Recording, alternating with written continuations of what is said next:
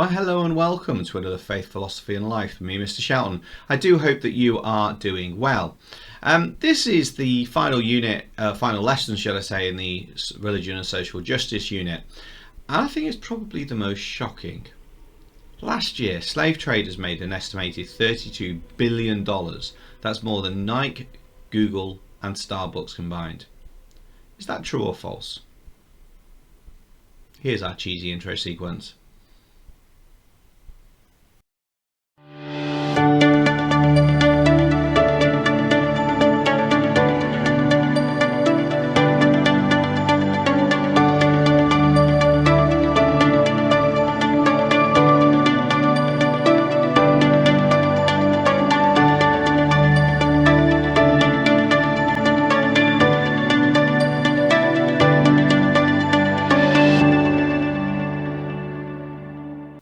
Okay, now, welcome back. Now, I asked you before the short, cheesy intro sequence, was this statement true or false? Now, it is true, we think. We say it's we think because, well, it's an illegal trade.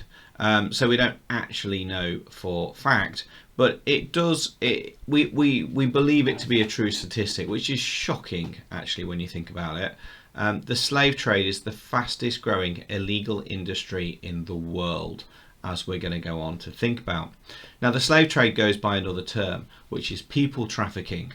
That's what people would call it today. And when I first came across the slave trade, in terms of learning about it, I couldn't believe it still happened in the world today. But shockingly, it still does, and even more so than ever it did in the past. So our title today is How Does People Trafficking Change the World? And today we're going to explore how the slave trade was affected by Christianity. So we're going to put information from different formats after extracting it. What I'd like you to do is to get the title written down. As usual, do pause me as we go.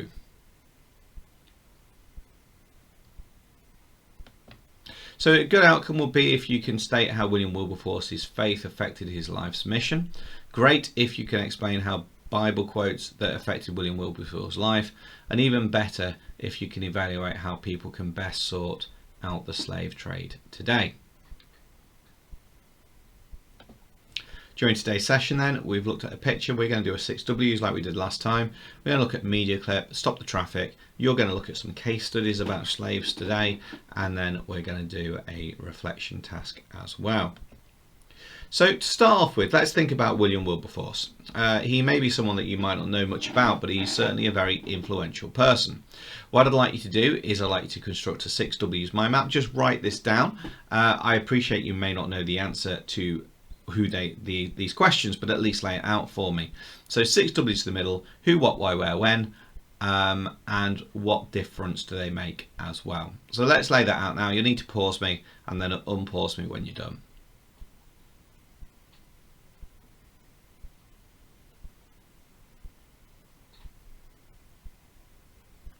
Lovely. So with that done, what I'm going to do is I'm going to ask you to access in the description below a worksheet. You'll find a worksheet for video or worksheet for media clip in there. What I'd like you to do is to watch this the clip that I'm going to play to you in a moment and answer those questions, and then you'll be able to come back to the mind map and hopefully answer all the information. So let me say that again. I'm going to play a clip to you. In the description below you will find a worksheet which you've got questions on. I'd like you to answer the questions and then you're going to come back to me. So let's watch that now.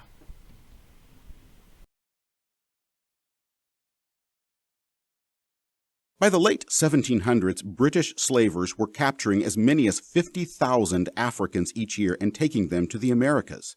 So how did this enslavement of Africans come to an end? In the United States, it would take a civil war. In the British Empire, it would take a movement that included a man named William Wilberforce. While slavers were seeking slaves in Africa in the late 1700s, William Wilberforce was living in luxury in his family's estates in London and Wimbledon. Then he spent a few years gambling and dining with friends on the finest foods at college in Cambridge. Years earlier, he'd been fascinated by a young preacher named George Whitefield, but now all he wanted was a seat in the British Parliament. In 1780, when he was only 21 years old, Wilberforce got his position in Parliament. During his early years of service, William, in his own words, did nothing to any purpose. My own distinction was my darling object.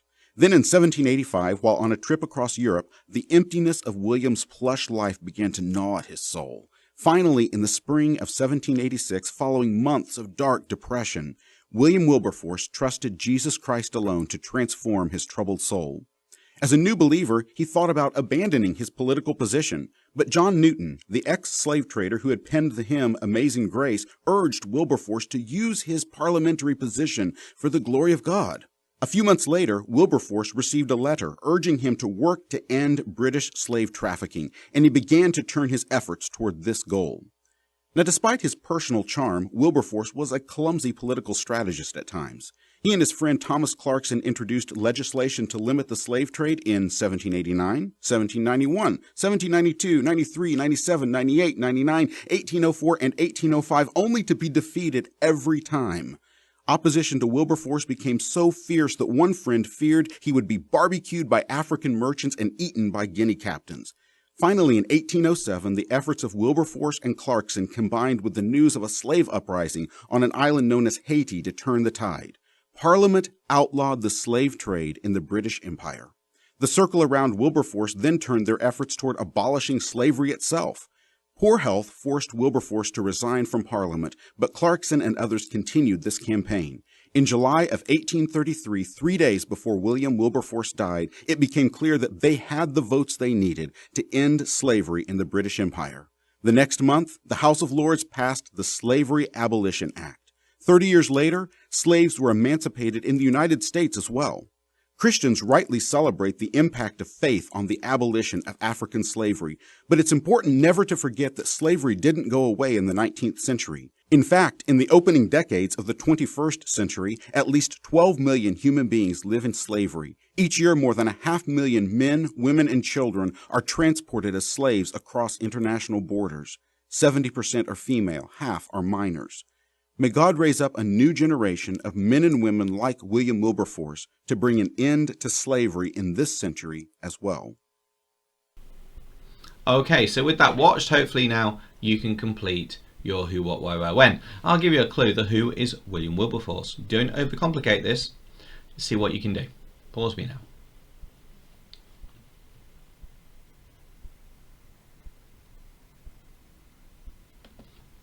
Okay, so we've said hopefully how William Wilberforce's faith affected his life mission, because let's be honest, before he was a Christian, William Wilberforce didn't particularly care about anything other than put himself first.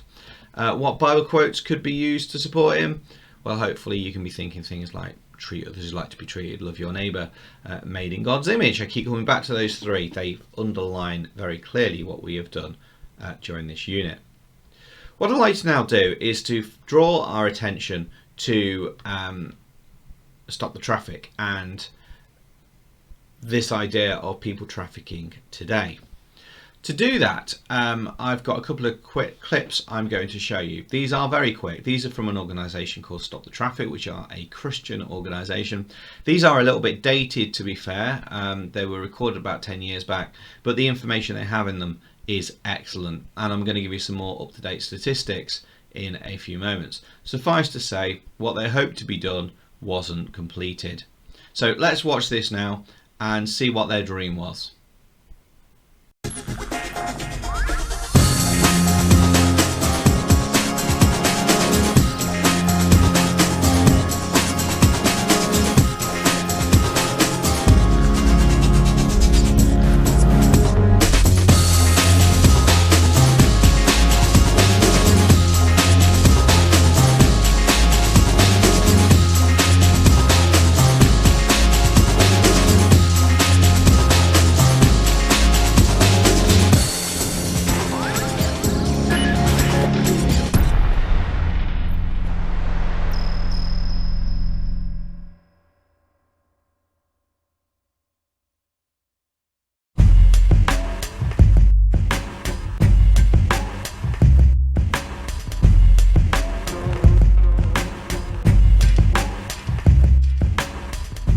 People trafficking, the fastest growing trade across our world.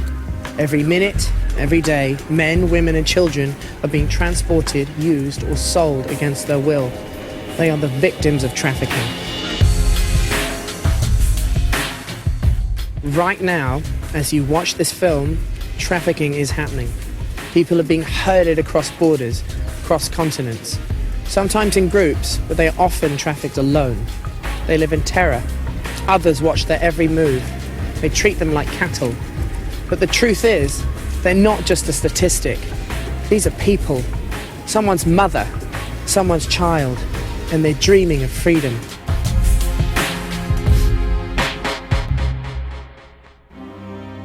"200 years ago, William Wilberforce was one of those who realized the true horror of the slave trade. It was right under his nose. It was the backbone of the British economy. It was wrong, and it was growing. Driven by his Christian faith, his convictions compelled him to act. And the same spirit that would whisper in his ear, 'End slavery, turn the key, free the slaves,' it's the same spirit that whispers in our ear today." March 25th, 2007 will be the 200th anniversary of the abolition of the slave trade. But there are more slaves trafficked today than there were then. We're going to have to act. We're going to have to do this all over again, and this time abolish trafficking for good in all its forms. March 25th, 2007 will be Freedom Day. Not just a celebration of history, but a moment to be inspired by the champions of the past to help us fight for freedom. The freedom of every human being who right now belongs to someone else as a slave. We have the keys to unlocking their dreams for freedom. We must stop the traffic.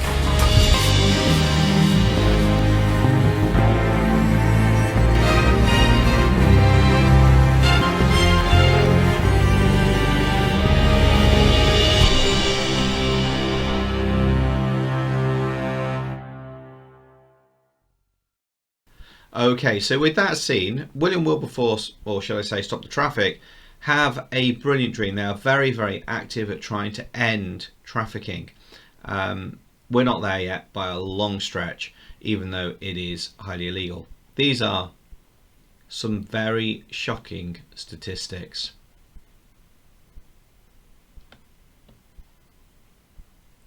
I'd like you to choose 3 bits of information from the screen behind me. And, just look at that. 80% of the victims are women, 50% are trafficked are under 16.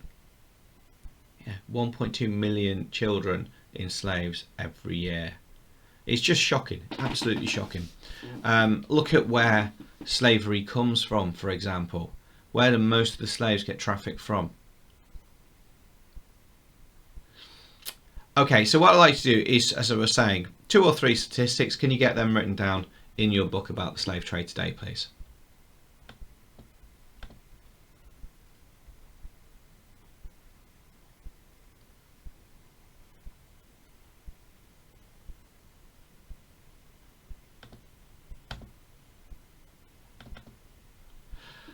Okay, here are some more examples of trafficking today. This is what people can be used for, not out of choice, used for. Maybe get some of those written down as well. How is it that slaves are used today? Because it's not cotton picking. Can you imagine being tricked into becoming a slave and then having to have your organs harvested, or being forced to marry someone, or being sexually exploited? You just don't want to go there. These are absolutely shocking statistics and information that we've looked at during today's session. But the slave trade is only growing. So we need to start thinking about how we can best support or stop the slave trade. To do that, we need some case studies. So in the description below, you'll have found a document that's called Case Studies. It's not that complicated. And in there are 4 case studies that I've taken from the Stop the Traffic website. And I'd like you to read over them. And I'd like you to choose one of them and just summarize it in your notes, please. So read over all 4 of them, choose one of them and just summarize it in your notes, please, before we move on to our final task.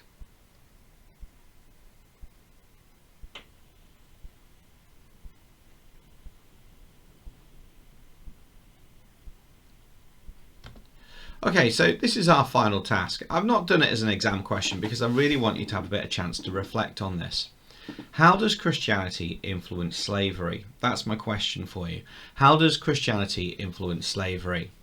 And then you can answer this starting at the top, working down. Okay, so you start by describing what you think slavery is, given as much detail as you can, saying how William Wilberforce stopped it and how his faith changed him. Once you've done that, you move on to the describe, then the explain, and then the excellent understanding. Go as far as you can with that. You know how much time you've got left of this lesson. I'm going to leave that there for the day. Hopefully that's given you some thought. Well done for getting through this unit, and I'm sure your teachers will be in touch with you, but please do send everything through as you need. So thanks for your time. Take care of yourselves. Stay safe. Wash hands. God bless you. And think about people that are being trafficked. Take care.